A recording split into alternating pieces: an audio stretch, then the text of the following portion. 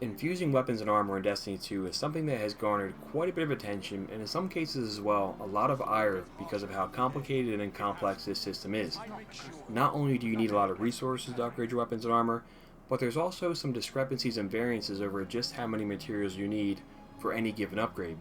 For new players getting into this game, this can be a difficult system to understand, so I wanted to make a video explaining the infusion system, but also too talking about ways that you can minimize that investment cost whenever you're upgrading your weapons and armor. So let's jump into the infusion system in Destiny 2 by looking at a few examples.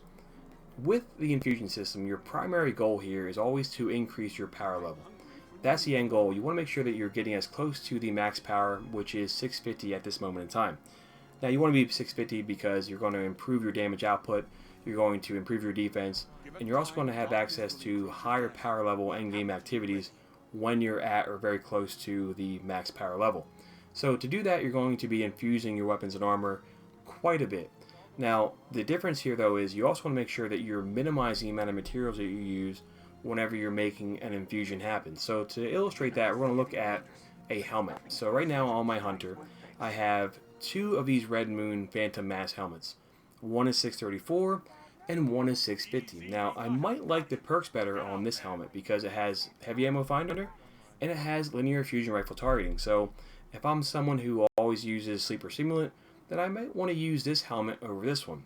But of course this helmet is a lower light, so I want to infuse it. I want to upgrade this thing to 650 by taking another helmet and transferring that power into this 634 helmet. So if I click on this, you'll notice that if I go to the infusion, I have a couple different options here. And the first thing you'll notice is that there are some helmets that are grayed out. Now I can't use this one because I already have it equipped, but I also can't use these because these are too low in base power.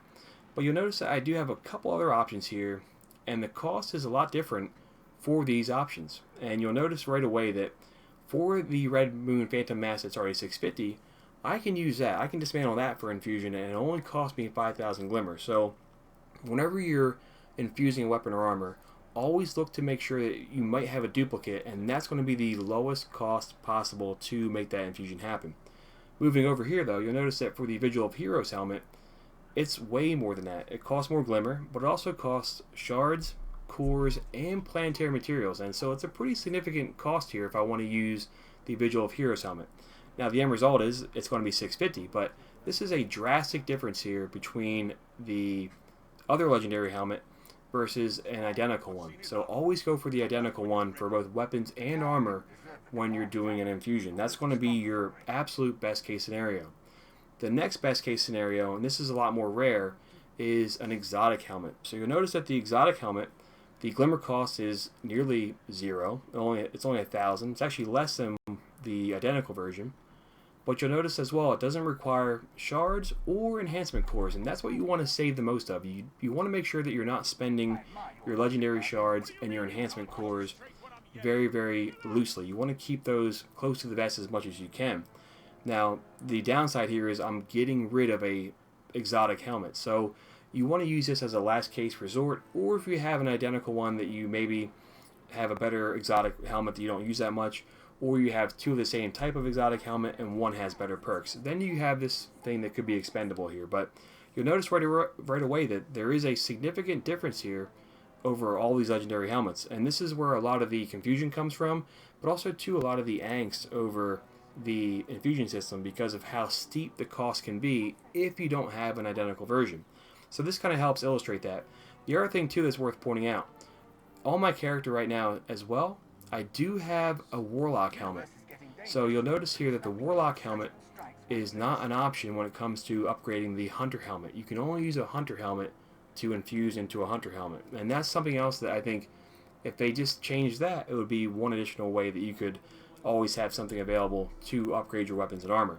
So this is the armor pieces. You can only use the class that you're on, and you want to make sure you're looking for identical versions of that particular helmet, armor piece, whatever the case may be. That's going to be the lowest cost possible. Now, over in the weapon side, there are similar situations. So I have two versions of the Better Devils right here. One has snapshot sights and explosive payload. The other one has moving target and explosive payload. So pretty much identical. I probably prefer this one, but just to illustrate the infusion here, If I go to infuse this Better Devils, same thing. If I use a Better Devils into a Better Devils, it's going to cost me just Glimmer, and it's going to be a very, very low investment. But I can also use any other kinetic weapon in this slot here. So there's a little bit more flexibility when it comes to the weapons. I can infuse any kinetic into a kinetic. I can infuse any special into a special, etc. But you'll notice as well that the cost is much, much higher here. Just like with the armor pieces. So you're talking glimmer, shards, cores, and planetary materials.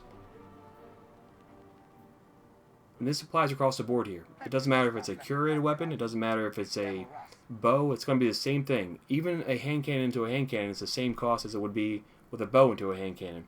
The only difference is the exotic again. So the exotic here, very, very low cost for glimmer, and only a handful of the planetary materials. So this is always going to be your best bet too.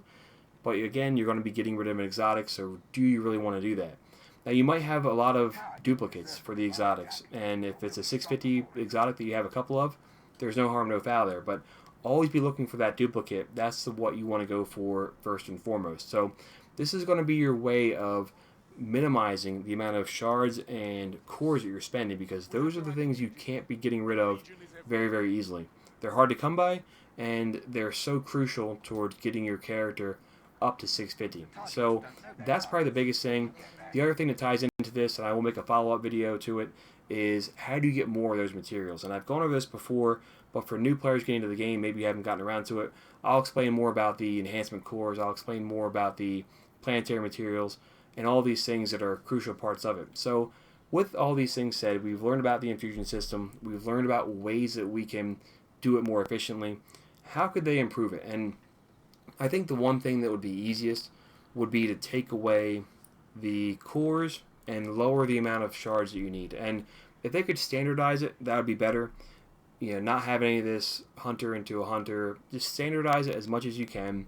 Lower the cost. Don't make it free, but lower the cost dramatically. And that would, I think, alleviate a lot of headaches for the veteran players, but more so too for the players just getting into the game.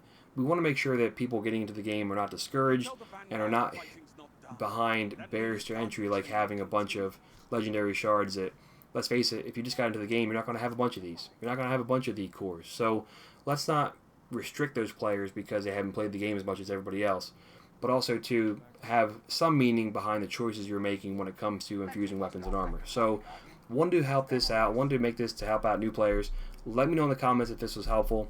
Also, to be on the lookout for another follow-up video when it comes to the materials like cores, planetary materials, all those things.